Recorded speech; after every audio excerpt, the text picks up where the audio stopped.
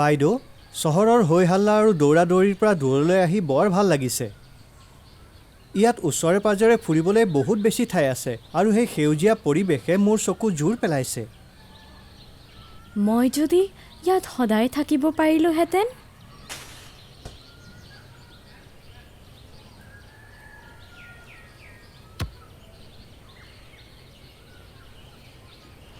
Wow, এই ফুলপাহ ইমান ধুনীয়া। হয়, এইবাৰ বহুত ধুনীয়া, কিন্তু মই গছজোপাৰ নামটো মনত পেলাব পৰা নাই। তুমি জানানে ইয়াৰ নাম কি, হৰি? হয়, আইতাই আমাক বহুত গছৰ বিষয়ে শিকাইছিল। মই নামটো মনত পেলাবলৈ চেষ্টা কৰিছোঁ, কিন্তু পৰা নাই। আচলতে মই জানো এই গছজোপাৰ কিবা ঔষধি গুণ আছে। মই ইয়াক আইতাৰ বাবে লৈ যাওঁ।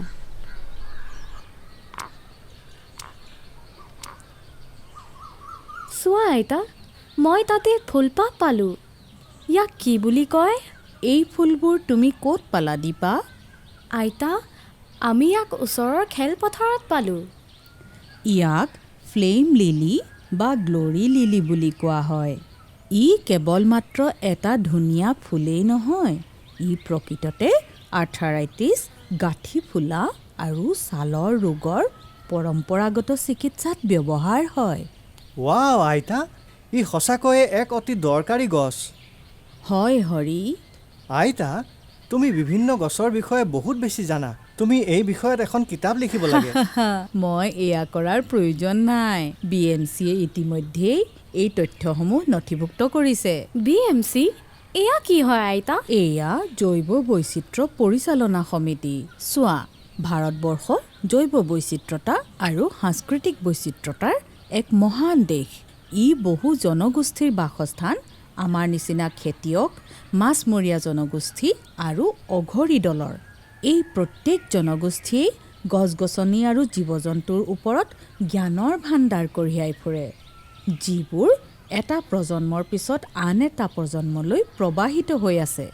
ভাৰতৰ চহকী জৈৱিক ঐতিহ্যক আৰু ইয়াৰ লগত জড়িত জ্ঞানক সংৰক্ষণ কৰিবলৈ প্ৰতিটো পঞ্চায়তেই এখন বায়'ডাইভাৰ্চিটি মেনেজমেণ্ট কমিটি বা BMC গঠন কৰে। ই আমাৰ জৈৱ বৈচিত্ৰ্য আইন অনুসৰি প্ৰয়োজনীয়। তেওঁলোকে কি কৰে আইতা? তেওঁলোকে পৰিকল্পনা প্ৰস্তুত কৰে এইটো নিশ্চিত কৰিবলৈ যাতে আমাৰ অঞ্চলৰ জৈৱিক সম্পদবোৰ এনেদৰে ব্যৱহাৰ হয় যি আমাক সহায় কৰিব পাৰে আমাৰ ল'ৰা ছোৱালী আৰু সকলো ভৱিষ্যত প্ৰজন্মৰ বাবে। জনসাধাৰণৰ জৈৱ বৈচিত্ৰতা পঞ্জীয়ন বা PBRত তথ্য অন্তৰ্ভুক্ত কৰা কাম BMCৰ কাম কাজৰ এটা উদাহৰণ। এই ৰেজিষ্টাৰখন কি হয় আইতা? ই এক দস্তাবেজ য'ত এটা অঞ্চলত পোৱা গছ আৰু জীৱ জন্তুৰ বিশদ তথ্য থাকে আৰু সিহঁতক ঔষধ হিচাপে ব্যৱহাৰ কৰিব পাৰি নেকি, খাদ্য বা আন কিবা, যি স্থানীয় জনসাধাৰণে জানে। চোৱা, গছ আৰু জীৱ জন্তুৱে আমাক বহুত বেছি সহায় আগবঢ়ায়। তুমি হয়তো প্ৰায়ে এইবোৰ আওকাণ কৰা যিহেতু তুমি চহৰত থাকা আৰু এইবোৰ প্ৰত্যক্ষভাৱে পৰ্যবেক্ষণ বা ইয়াৰ বিষয়ে ভাবিব নোৱাৰা। সকলোবোৰ খাদ্য, ঔষধ, কছমেটিক্স আৰু আনকি পাৰফিউম সকলোবোৰ হাজাৰ হাজাৰ বছৰ ধৰি আমাৰ ওচৰে পাজৰে থকা জৈৱিক সম্পদৰ পৰা আহৰণ কৰা হয়। এইবোৰ জ্ঞানৰ বাবে অতি প্ৰয়োজনীয়। এই সম্পদসমূহ তথ্য সম্বলিত কৰা আৰু সংৰক্ষণ কৰা যাতে আমি আমাৰ পৰিৱেশৰ লগত আমাৰ সম্পৰ্ক হেৰুৱাই নেপেলাওঁ। তেওঁলোকে কেনেকৈ এয়া পঞ্জীয়ন কৰে? ভাল প্ৰশ্ন। এয়া এজন মানুহৰ কাম নহয়। BMCৰ সদস্যসকলৰ উপৰিও বহু মানুহে এই PBR প্ৰস্তুত কৰাত অৰিহণা যোগায়। এয়া স্থানীয় মানুহ, কাৰিকৰী সহায়ক গোট, যি বনাঞ্চলৰ বিষয়ে জ্ঞান থকা মানুহেৰে গঠিত। বন বিভাগ, কৃষি, পশুপালন, মীন পালন, গৱেষক, মহাবিদ্যালয়, স্কুল আৰু NGO আদিৰ মানুহো হ'ব পাৰে। এই সকলোবোৰ মানুহে তেওঁলোকৰ জ্ঞান আৰু নতুন ধ্যান ধাৰণাক লৈ আনে যি BMCক গছ আৰু জীৱ জন্তুক চিহ্নিত কৰাত সহায় কৰে। এইটো বুজাইছে নেকি যে PBRে মূলতঃ জৈৱিক সম্পদসমূহৰ ওপৰত গুৰুত্ব আৰোপ কৰে? নহয়, শুন, PBRে অন্য বহুতো বিষয়ৰ ওপৰত গুৰুত্ব দিয়ে। স্থানীয় মানুহ আৰু তেওঁলোকৰ জৈৱিক সম্পদৰ ওপৰত নিৰ্ভৰশীলতা, জৈৱ বৈচিত্ৰতা, কৃষি আৰু পশুপালনক সামৰি মানুহৰ জ্ঞান, অঞ্চলটোৰ ভূদৃশ্য আৰু জলদৃশ্য, পৰিচালনাৰ দিশত মানুহৰ ধাৰণা। মজাৰ বিষয়। তাৰপিছত কি হয়? মই বুজাই দিওঁ। PBRে স্থানীয় জৈৱ বৈচিত্ৰ্য পৰিচালনা সমিতিৰ কাম কৰাৰ আধাৰ তৈয়াৰ কৰে। এই পঞ্জী প্ৰস্তুত কৰাৰ আৰম্ভণিতে BMCয়ে স্থানীয় মানুহৰ লগত আৰু কাৰিকৰী সহায়ক গোটৰ সৈতে এক আলোচনাত মিলিত হয়। মুঠৰ ওপৰত তেওঁলোক সেইসকল যাৰ সকলো জ্ঞান আছে। তেওঁলোকে PBRৰ লক্ষ্য আৰু উদ্দেশ্য আলোচনা কৰে। তাৰ পিছত সদস্যসকলক তথ্যসমূহ সংগ্ৰহ কৰাৰ বাবে প্ৰশিক্ষণ দিয়া হয়। তাৰ পিছতহে প্ৰকৃততে স্থানীয় তথ্য সংগ্ৰহ কৰাৰ কাম আৰম্ভ হয়। সেইকাৰণে তেওঁলোকে বহু মানুহৰ সাক্ষাৎকাৰ লয় আৰু তেওঁলোকৰ নিজা পৰ্যবেক্ষণসমূহো ৰেকৰ্ড কৰে। তেওঁলোকে কাৰ সাক্ষাৎকাৰ লয় আইতা? জ্ঞানী মানুহসকলৰ, যেনে খেতিয়ক, বৈদ্য, হাকিম, পৰম্পৰাগত জ্ঞান থকা ব্যক্তি, সেইসকল মানুহ যি জৈৱ সম্পদ সংগ্ৰহ কৰে, আৰু স্থানীয় মানুহ।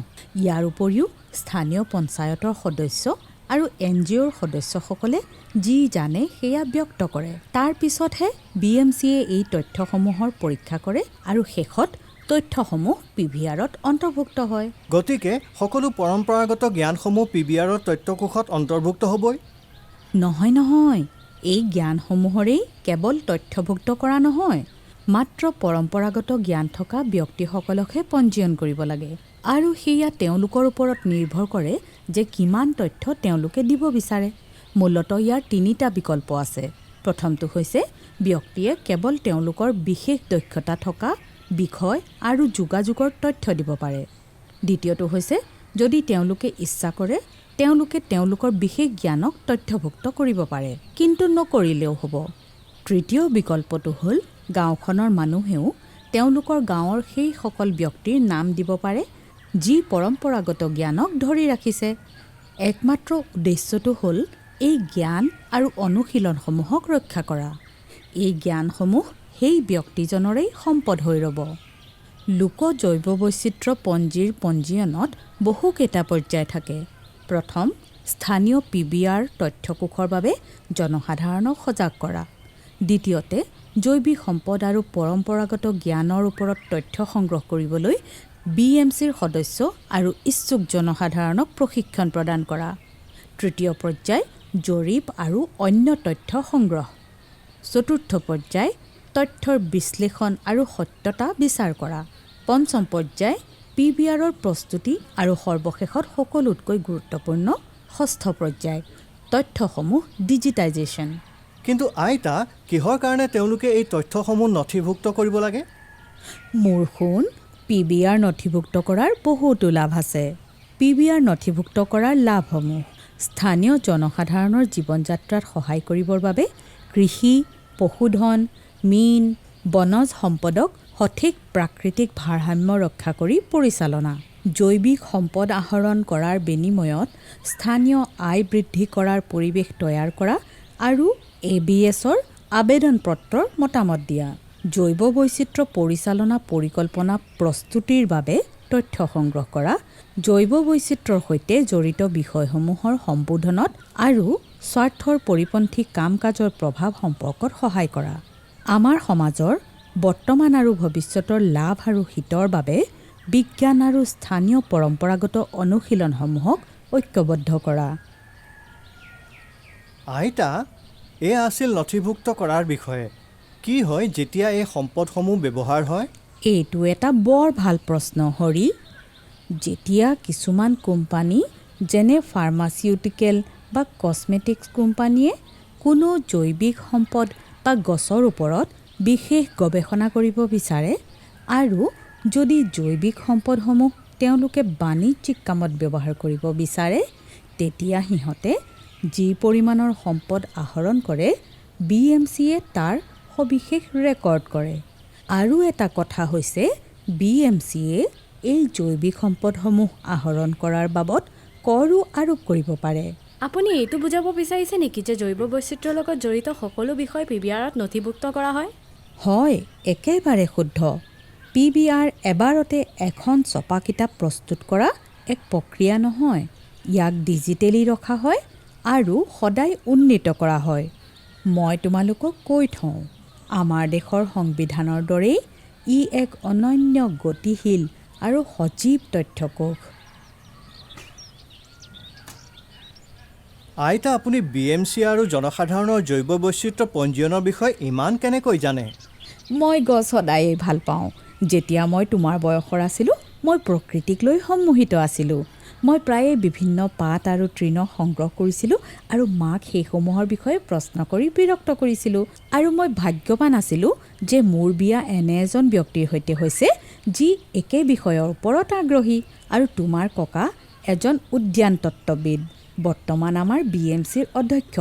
গতিকে আমি এইবোৰৰ বিষয়ে কথা পাতি থাকোঁ।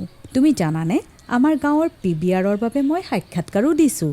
ৱাও, আমি কেতিয়াও জনা নাছিলোঁ। আইতা, মই আপোনাৰ পৰা গছৰ বিভিন্ন প্ৰজাতিৰ বিষয়ে সকলো জানিব বিচাৰিছোঁ আৰু জ্ঞানী হ'ব বিচাৰিছোঁ যাতে BMCয়ে মোৰ সাক্ষাৎকাৰ লয়। মোৰ এটা আইডিয়া আছে।